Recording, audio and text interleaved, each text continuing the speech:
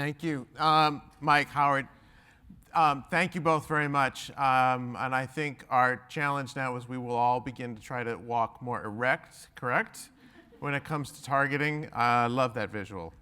I want to invite our last speaker for the day to the stage. Belle Frank is EVP, Director of Strategic Integration and Growth at Y&R, the creative agency for the Optum brand. And we thank Pam Malone at Optum for her help in bringing Belle to our stage today. Look, Belle is a longtime friend and family of the ARF. As Gail noted, Belle was formerly on the board of directors. You know, she has a tremendous experience across a vast number of consumer categories. She and I, for example, were trading stories about how the businesses I'd worked on in my career were running in parallel to businesses she worked on at Y&R, and realized that only now, after many years, are we getting to cross paths officially. But the fact is that Belle has been with Y&R for more than 25 years, but interestingly enough, she holds a bachelor's degree in French from Tufts, but a master's from the Harvard School of Education in the effects of communication. She also teaches research at City University of New York, and she is an author of The Advertising On-Ramp. Is that correct? Stay away. But we want to invite Belle to our stage to talk about brands. So Belle, please. Thank you. Thank you. Thank you. So in the spirit of contradictions, let me just say that there's probably some contradictory feelings in the audience right now. Like, you might be mildly curious about what I have to say. It's kind of a compelling thought, but it's the end of the day and you really want a beer. So I would argue that I'm going to try at least keep you entertained for another few minutes. So in our opinion, and I've spent my life in the creative agency space helping people understand the value of research. I'm finally, right, we're now, right, it's our time now, guys, so we have to take advantage of it. But what I would say to you is more than ever before, that notion of conflict and contradiction is really critical to understand. The truth is, I don't have to talk about these depressing trends that a number of speakers talked about, right? If you focus too much on it, those millennials and the economic situation, the political situation, and the ecological situation, you just be depressed all the time. What's much less depressing, at least to me, is that the value set for Americans is stable today.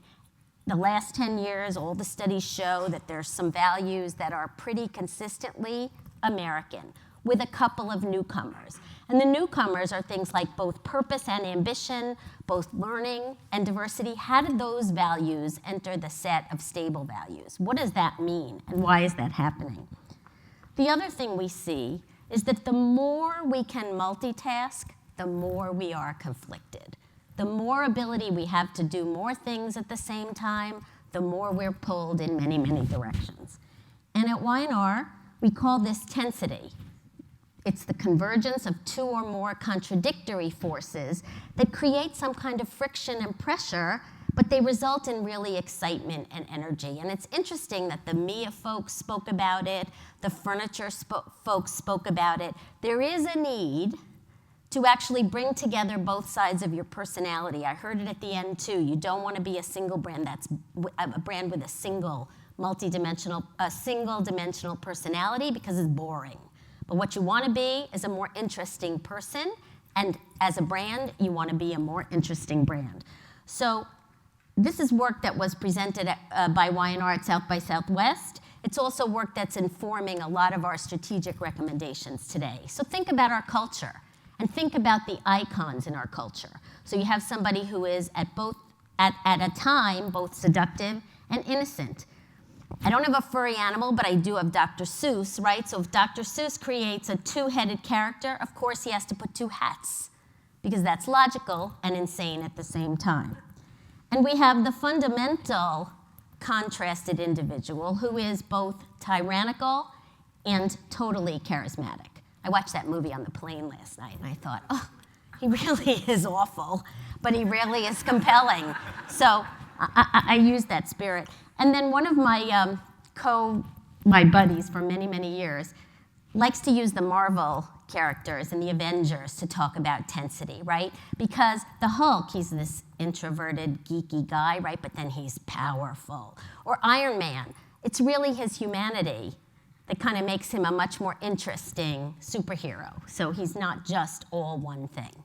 So you see it everywhere. Once you identify it, you see it everywhere. I always like to think that research's job is about 80% confirmation and 20% inspiration. Because if I told you something you never thought of before, you'd think I was wrong.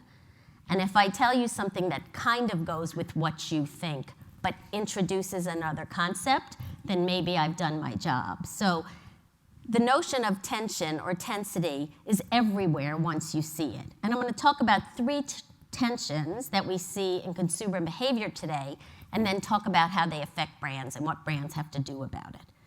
So let's start with, I need to be busy and I need to slow down, right? We heard about it from the museum people. People don't want to waste their leisure time. Isn't leisure time, by definition, supposed to be not productive? So what does that mean? I have to be productive during my leisure time. I don't want to waste it. It's very, very conflicted. At the same time, who here doesn't want to slow down, right?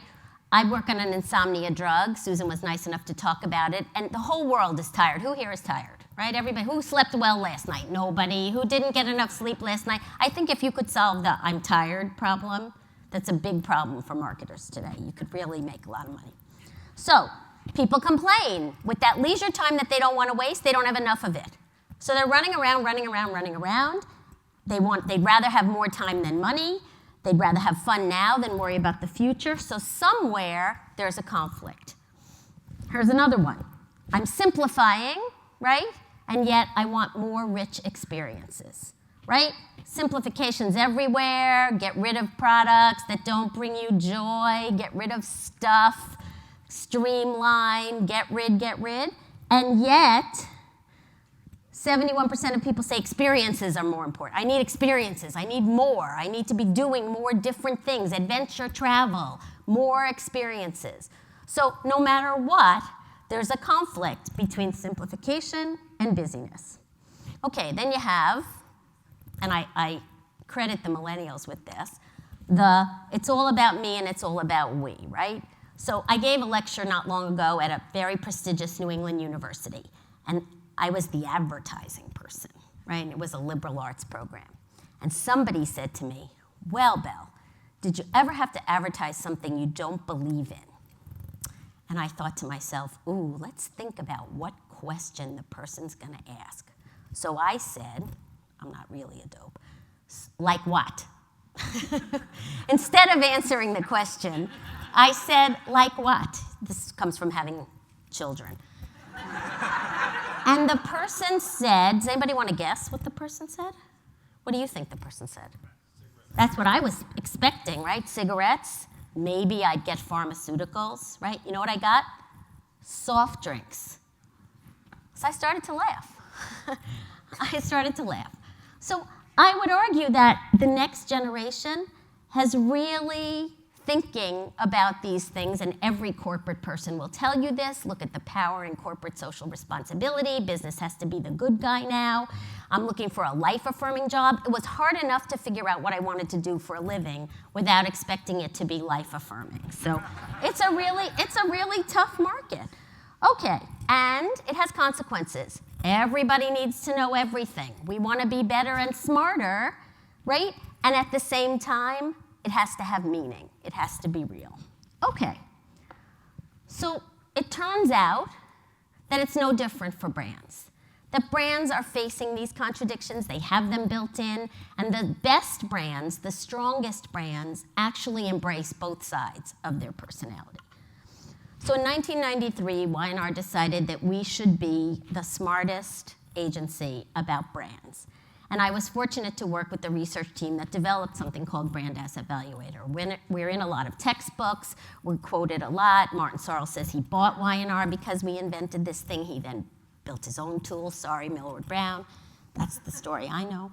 But what I will tell you is that we invested as an agency, which never happens, over $100 million since 1993 of our own money to just be smarter and smarter about brands. And I remember saying some years ago, well, once you figure out the theory, you don't actually have to keep proving it, right? You kind of know the theory, and then you don't have to keep proving it. So I offer this up to you as a suggestion for how to think about brands and the jobs for brands.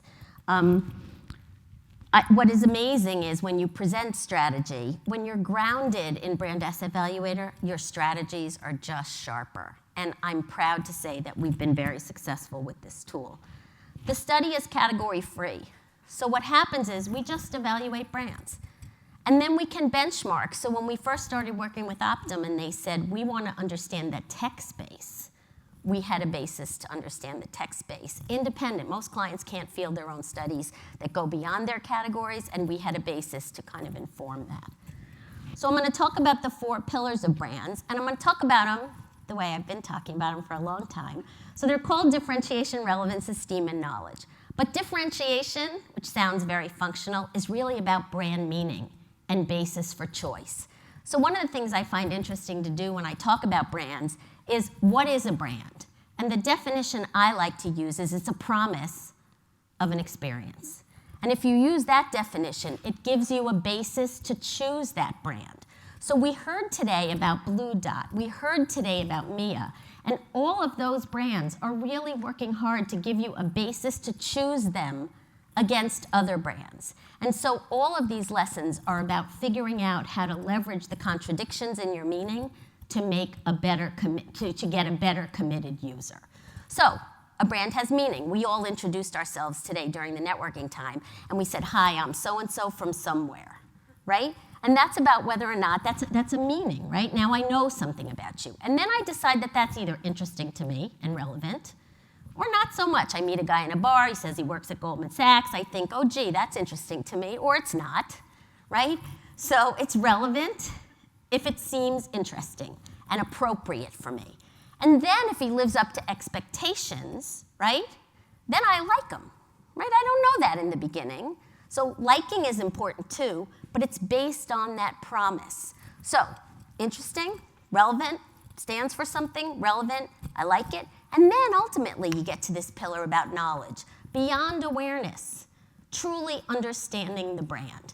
And we know that's what it takes to build brands because we have 20-something years of data in some gazillion number of countries from some gazillion number of consumer interviews. So once you know it, you don't actually have to keep thinking about it. You just have to use it to figure out what it is your brand should do. So those patterns tell stories. The brands with momentum have meaning more interesting than relevance, right? So you have some of the emerging brands, you have Etsy, you have Tesla, you have Method. Those brands have momentum and solid meaning. And then more people have to get to know them, right? Suppose you're liked better than you're known. That's a good thing too, right? I like you, and I'd like to get to know you better, just like a person. Now think about a brand that's relevant but has low differentiation. I use it, right? But I probably could use anything else to substitute. And now think about a brand that's better known than liked. That's a tough job, right? They know you, but they don't like you very much. So what they know is going to be hard to change. You're going to have to really behave differently. So we plotted on a 4-box model, and I'm going to show you some data in a little while, which is the reason I took you on this little journey, just to figure out what you want to be. If you're a new brand, it's okay to be in the lower left. But what you want to do is you want to keep solid meaning. So now all of us who just experienced Blue Dot for the first time, that brand now has meaning to us, and we have to figure out now if it's relevant. Think about leadership brands. All 4 pillars are high.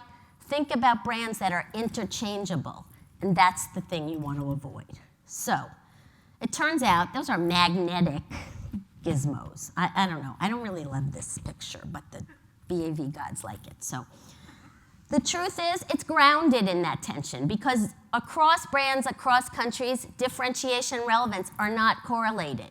You don't automatically get it. You don't just buy it. You have to work it. And so what we understand is that brands that do very well are able to bridge the gap. It turns out today, studying brands, that there's image redundancy. In addition to measuring our pillars, we measure 48 brand personality attributes around the world in a whole bunch of languages. And it turns out that for the last 20 years, the imagery is the same. Brand to brand, imagery is the same. But what a brand needs to do is figure out how to drive levels of equity and advocacy that make it more compelling. So, I just pulled a couple of examples. Think about brands that break away from their category.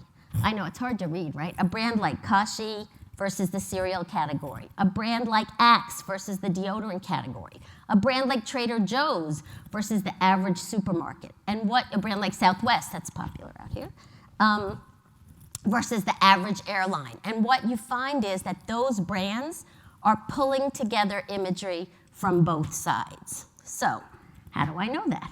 Well, we just do, because we look at all the imagery, we plot it, and we figure out what are opposites, and then instead of just making up our brand personality, we actually ground it in data. So just a few examples. Ben & Jerry, big leadership brand, way beyond ice cream, right? They make ice cream and they make a difference, right? And nobody who thinks about Ben & Jerry's only thinks about them as making ice cream. Okay, another couple of examples. Walmart, right? Walmart's a category killer, right? They stand for one thing in their personality. Now, it's a pretty powerful thing. It does pretty well for them.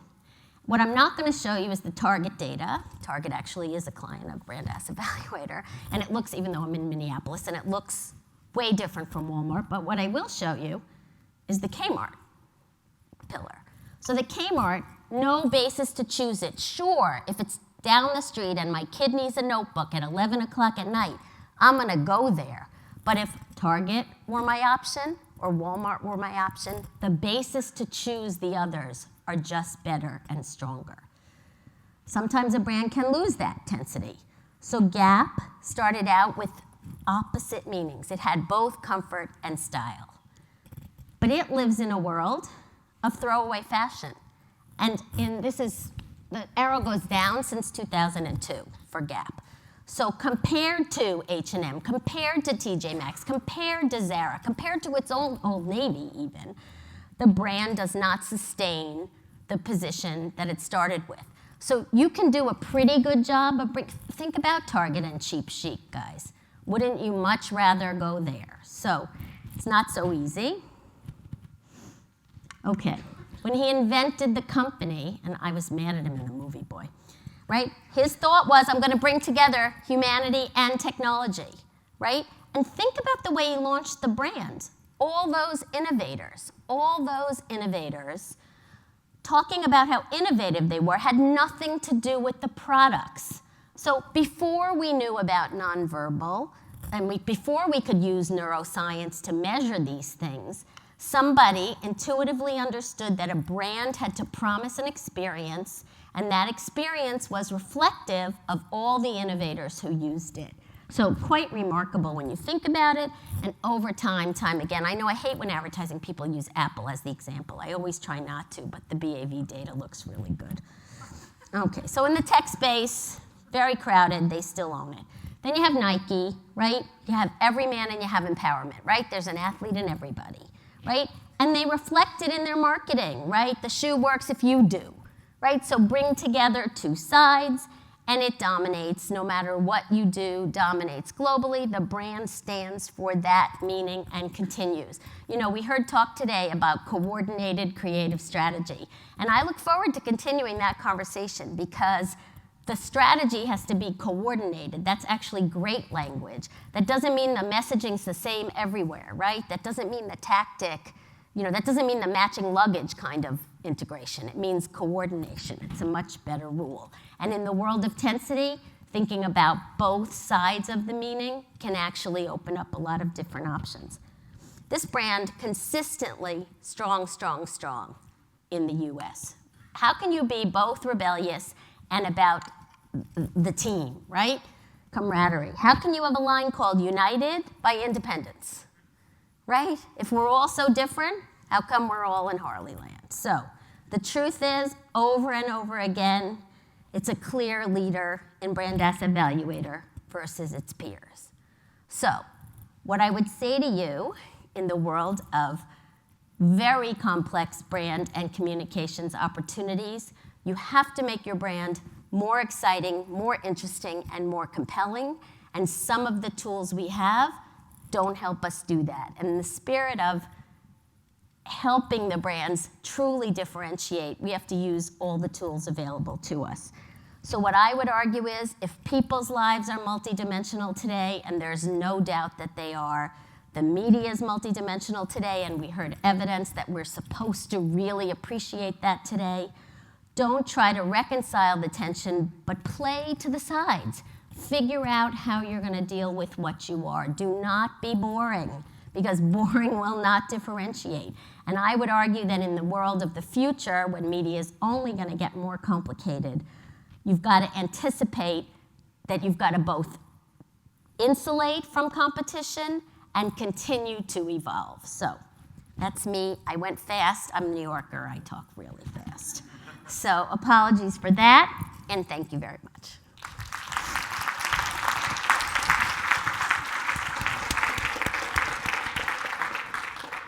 Thank you, Belle. That was fantastic. Okay, so we're going to kind of close things off here. Thank you so much for coming. I want to start the close with some thank yous to John Cunningham from 3M, to John Waltauer and your team. You want to have your team stand, John? That helped out. You had a whole lot of folks. Let's give United Health Group a round of applause. Anybody brave enough to stand? I don't know. No. All right, well, they're all sitting side by side with you. They're too shy.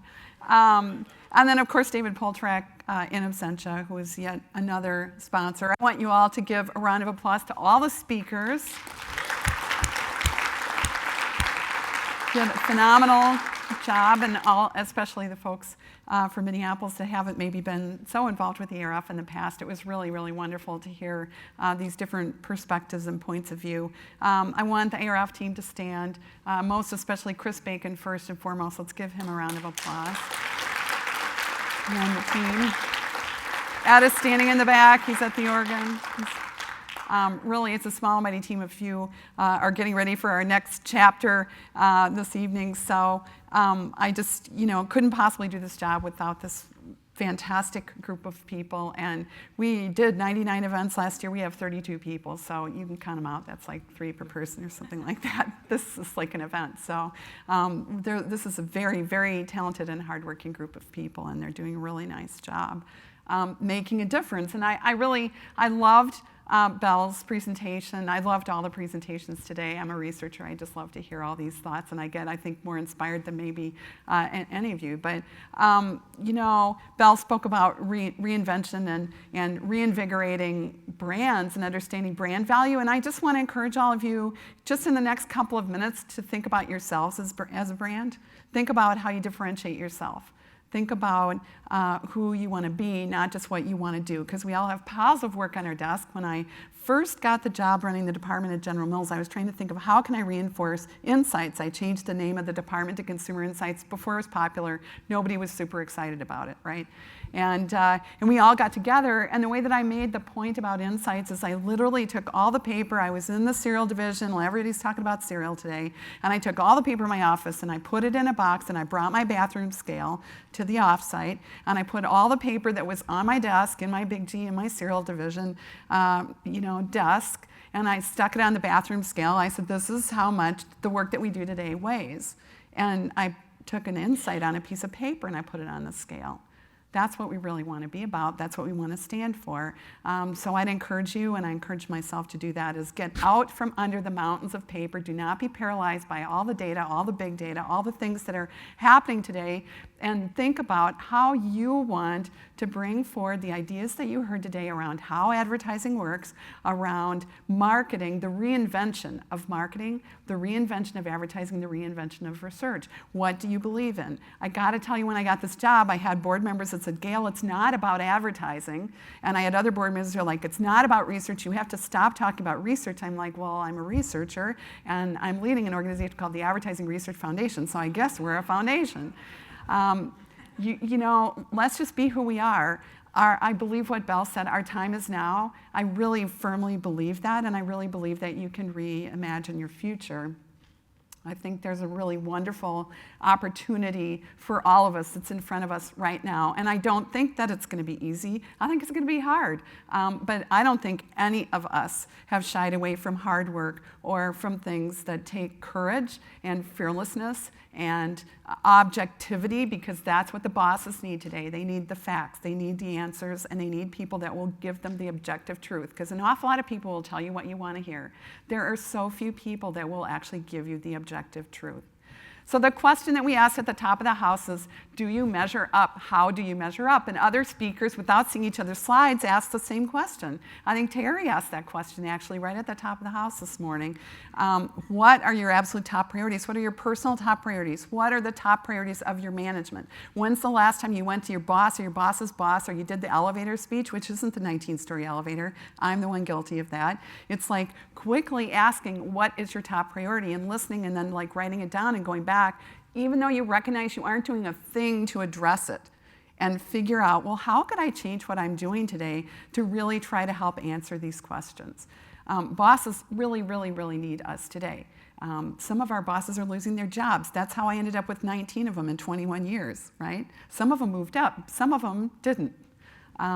These things are happening today. And we know that the bosses are willing to invest, but they really need answers, not just investment solutions. They need some practical answers, some tidbits. And we offered some of those today. I think every single speaker, and what I like about the ARF events and about what we're doing is that you maybe didn't resonate to something I said, but I bet then you resonated to something Dave Morgan said, or something Howard Schimmel said, or something Mike Bloxam said. Check out his shoes if you have a chance.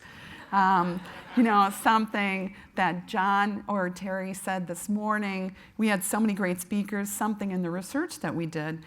We have an amazing opportunity to actually close this gap, to close the measurement gap, to close the time gap, how long it takes us to do these analyses.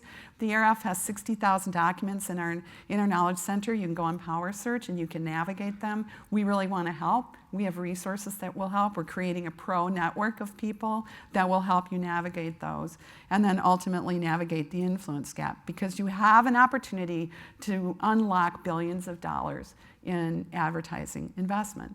There's an opportunity now to go and say, we really need to invest more, and to represent the consumer at the decision table. You can really make a difference. I firmly believe that. I believe I can make a difference, or I wouldn't have come out of retirement to do this. I believe in the next generation. I believe it's our obligation as leaders to lift up the next generation and get them up on our shoulders and help them have the kind of careers that we have had the opportunity to have because people did that for us. I think we have to pay it forward.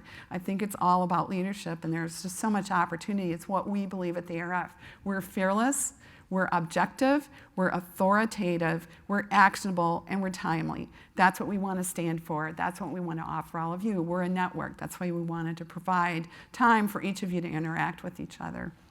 So the opportunity really in front of us is to reinvigorate, to collaborate, to invest, and to do. And it's a fun pleasure actually to close off today's conference with this quote from Winston Churchill, which I pulled a few months ago, because about 2.5 weeks ago I was actually at Potsdam with my husband, which is outside of Berlin, and that's where the Potsdam meeting was held at the end of World War II. And this quote from Winston Churchill is from a speech he gave sometime after that. I don't know how many of you know, I learned more in history in 2 hours with the headset at Potsdam than I think I did. I would hate to tell my parents through a lot of education that cost a lot more money than that. But opportunity is here now, clear and shining. This was a quote that he made in a speech so many years later, facing the Cold War at actually a college commencement in the US. But I don't know how many of you all know that Winston Churchill actually lost his job at the end of World War II. And so there were 2 conferences. He went to one and he was in his job, and the next one he actually had been replaced in this election. Okay, so does anybody remember that? Does anybody remember that? All right, so we started today talking about people losing their jobs and about people not having as much money and cranky bosses and all the things that are going on, and how many conversations do we have out in the hallway about so-and-so's not in their job anymore, or we can tell we had a fun conversation in LinkedIn about how to know whether people are looking for jobs, or they're in their job, or they're happy in their job, and you can do that, I guess. And there's just so much change going on. But I really want to close today with my best inspiration for all of you. I don't think any of us are going to remember that. I think it's going to be just like Winston Churchill. I don't think any of us are going to remember that, because I think what people are going to remember about this time is that the people that have jobs like us got out and got the keys and unlocked insights out of these data. We're the only ones that know how to do it. We're really, really good at it. And people need us in business today. They need us to do that. They're desperate for us to do that. So every one of us gets to get up and march out of here and remember that nobody's going to remember the difficulties that we face. What they're going to remember is the difference that we can make. So I want everybody to jump up, run out, and make a difference, and know how much we all appreciate you.